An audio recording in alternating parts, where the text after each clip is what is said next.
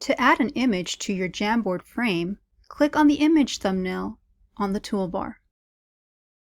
Click on Google Image Search to search for an image. You can scroll through to browse the results of the search.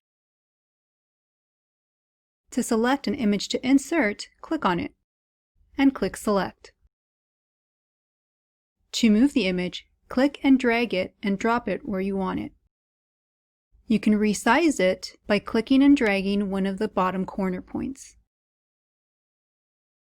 If you wish to duplicate the image, make sure the image is selected by clicking on it, click on the three dots, and select Duplicate. You can then move and resize the duplicated image as you wish. If you need to delete the image, make sure to select it, click the three dots, and select Delete. To add an image as a background, search for an image, select it, resize it,